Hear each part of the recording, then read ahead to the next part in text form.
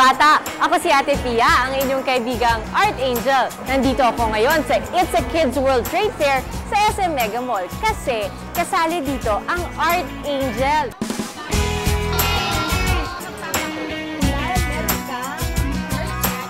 Naku, ang daming bata sa loob at ang saya-saya. Huling hirit na nila ito bago magpasukan. O ano, samahan niyo ako sa paglilibot ha? Halina kayo!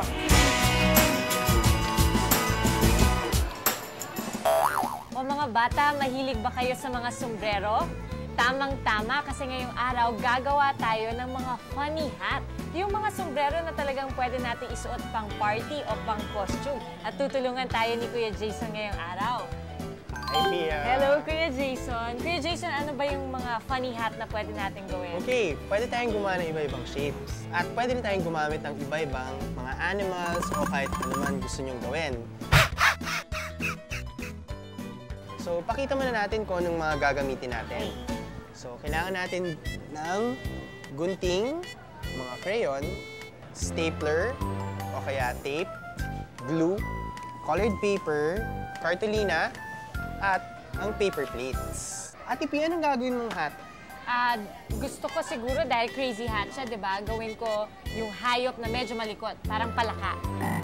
Ako kaya, anong pwedeng malikot? Talangka. Ayan, gagawa kang talangka. Malikot din yun. Game? Okay, sige. Gawin na tayo. So una, ilapat muna natin yung pinggan sa cartolina. Tapos pwede na natin siyang i-trace.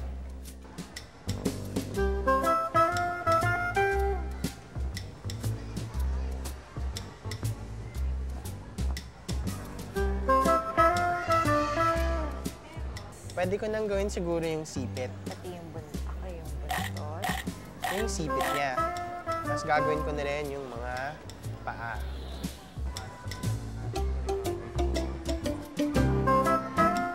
Ayan, okay na yung palaka na drinowing ko, so pwede ko nang tanggalin yung paper plate. Pwede. Ako naman, dahil sa akin, tapos na rin, pwede ko nang gupitin yung loob ng paper plate. Sige. So, bubutasan muna natin sa gitna. Teka muna. Kapag gumagamit ng gunting, mag-ingat o humingi ng tulong para hindi masugatan. Ayan. So, ganito yung magiging itsura kapag natanggal na natin yung gitna. I-check natin. Kasya nga ba? Kasya. Ayan, kasya. Kasya. So, Pwede gupitin na na natin yung mga bahagi ng katawan na ginawa natin kanina. Susundan lang natin yung korte nung drinowing natin kanina.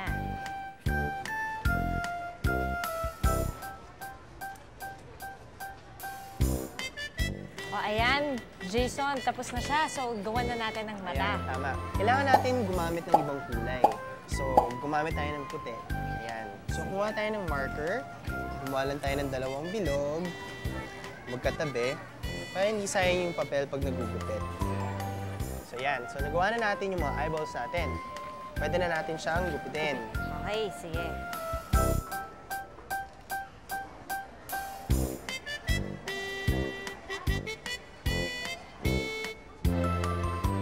Pwede na natin siyang idikit o kaya i-stapler sa rim ng hat. Dun sa ating sombrero. Oo. Okay, Yan. sige.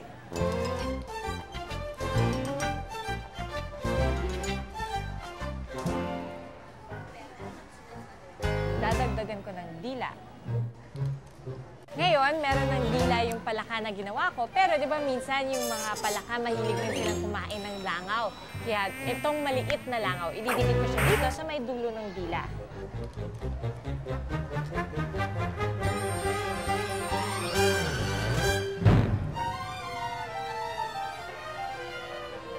Ayan, tapos na. So, yung akin, dinagdagan ko lang ng pilik mata at mga warts o kulugo. Ayan, para magmukha siya talagang palaka. Wow, ang ganda naman ng alimango na ginawa mo, Jason.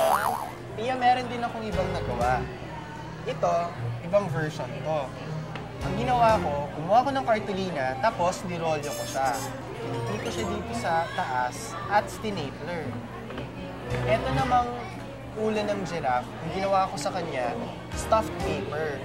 So ito, shape lang ng head ng giraffe. Tapos, nilagyan ko ng newspaper sa loob at kinabit ko siya na.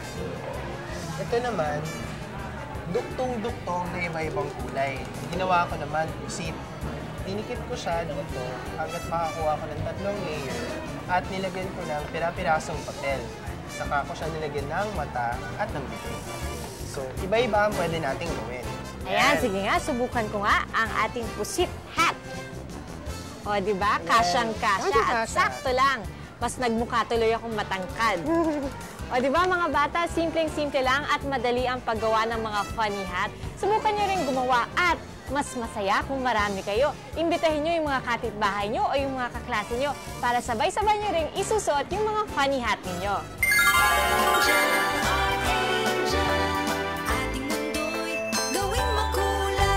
Huwag kayong aalis, gagawa naman tayo ng Angel Mobile sa pagbabalik ng Art Angel.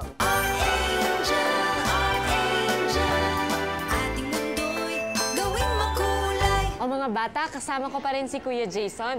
Ang gagawin natin ngayon, Angel Mobile. Ito yung pwedeng isabit sa bintana tapos pag mahangin, makikita natin na lumilipad yung mga anghel.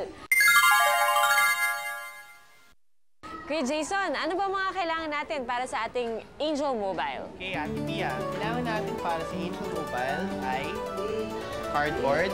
Kailangan din natin ng yarn, glue, o kaya tape, colored paper, lapis, gunting, barbecue sticks. So una, gagawin natin yung mga angel. So mag-start na muna tayo mag-draw. Yeah. Okay.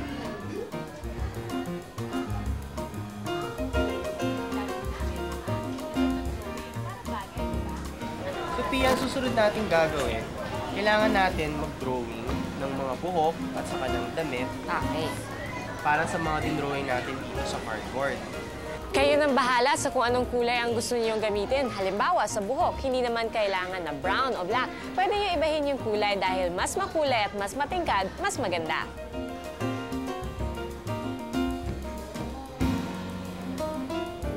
Pagkatapos nun, gugupitin natin sila at ididikit natin sila sa din-drawing natin.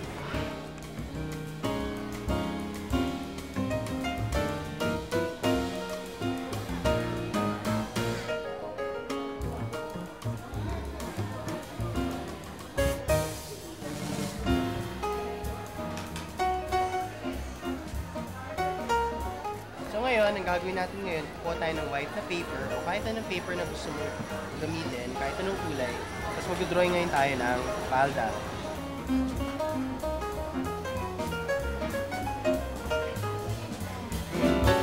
Tapos, itupi na natin siyang ganito para dalawa yung nagugupit natin. So, suot natin siya.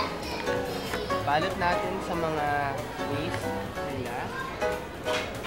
Tapos, isara natin gamit ang tape. Sa likod at Pia, sa likod. Para hindi kita. Oo. Jason, parang kulang pa ata yung mga anghel natin. Kulang pa ata ng pakpak. Pwede na natin dikitan ng pakpak at saka yung mga nagupit natin mga halo nila.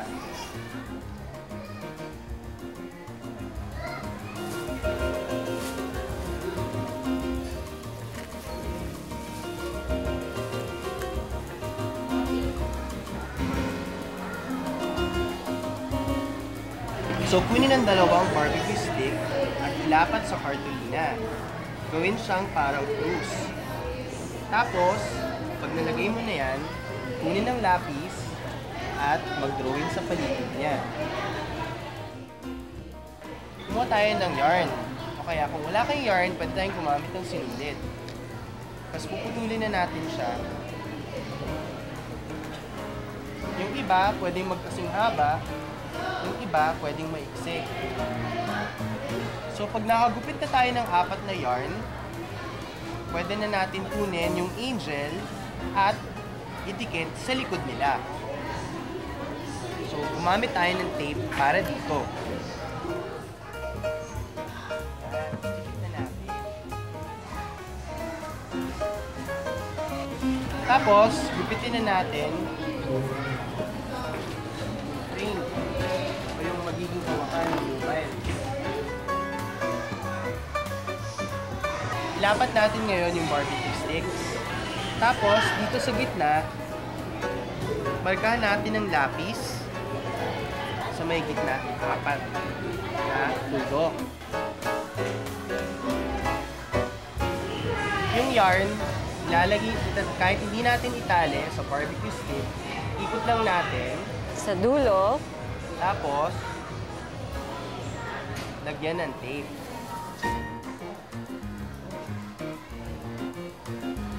So, pagkatapos na siyang itali sa magkabilang dulo ng mga barbecue stick natin, pwede na natin siyang ilapat ulit sa cardboard. At ididikit na natin. Oo, tape.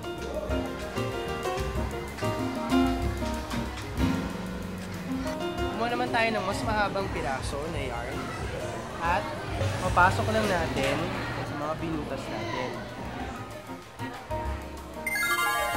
Ayan, tapos na. Pwede na natin siyang isabit. Ayan. O mga bata, ngayon na may Angel Mobile na kayo, pwede nyo na itong isabit sa inyong bintana. Kung gusto nyo, tanungin nyo rin si nanay at si tatay, baka pwede nyo rin isabit sa inyong sala. O di ba maganda siyang tignan? At lalo na pag mahangin, makikita natin lumilipad yung mga anghel. Subukan nyo rin, ha?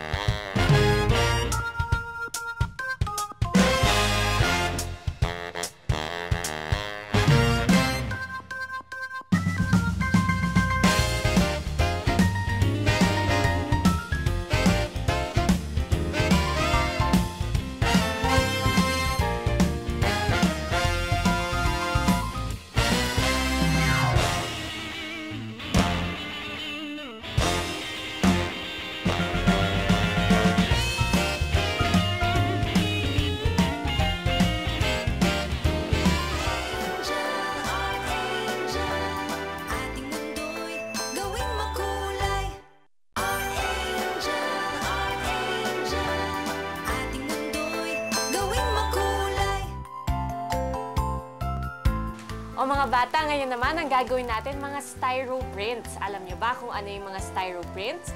Ito yung iba't ibang disenyo na ilalagay lang natin sa styrofoam plate, tapos ililipat natin sa papel.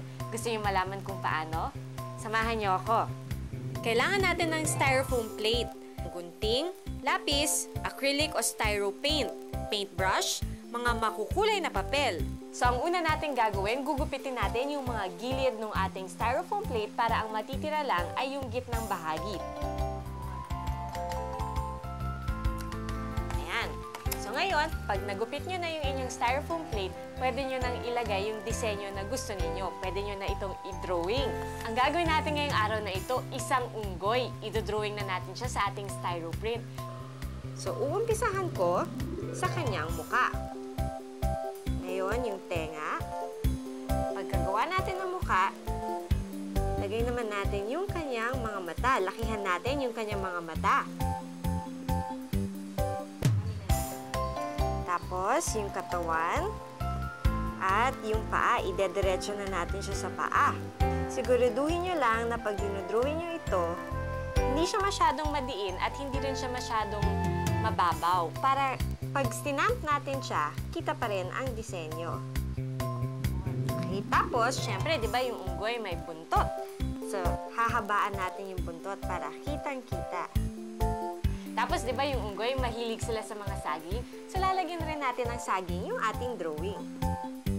Tapos, dahil may mga natira pang mga spasya dito sa ating styrofoam plate, lagyan na rin natin ng disenyo. Gawa tayo ng maraming saging.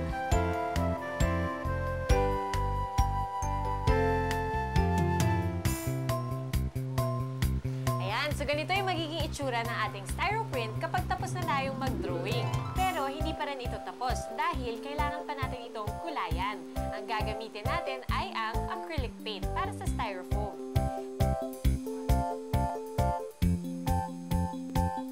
Tapos, dito ko siya isa-stamp sa kanang bahagi ng papel.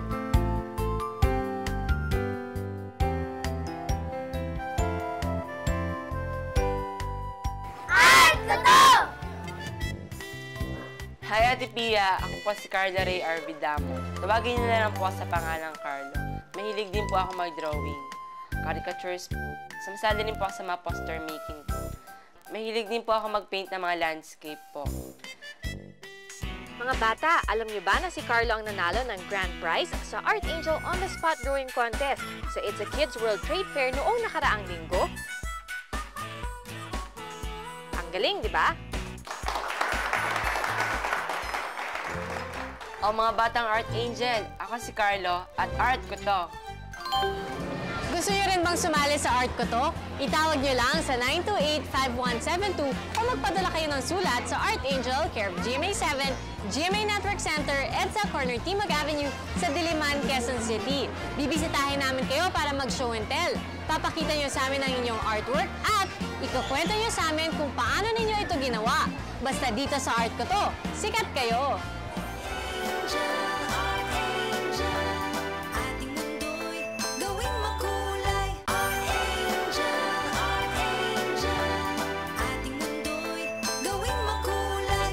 Mga bata, narito na yung mga art projects na pinadala nyo sa amin. Palakpakan naman dyan!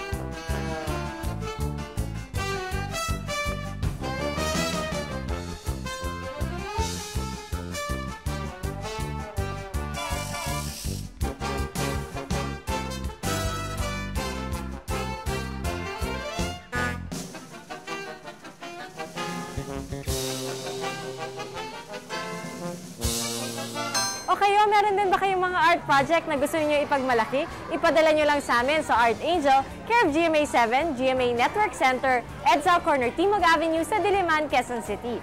Hihintayin ko yung mga padala niyo, ha?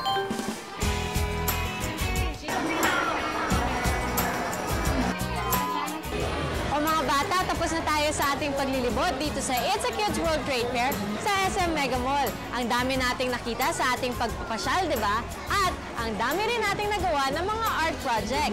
Nakagawa tayo ng funny hat. Nakagawa rin tayo ng Angel Mobile. So hanggang sa susunod ha, marami pa rin tayong iisipin at gagawin ng mga art project. At laging tatandaan dito sa Art Angel, kung kaya nating isipin, kaya nating gawin. Hanggang sa susunod, ako si Ate Pia Arcangel. Paalam!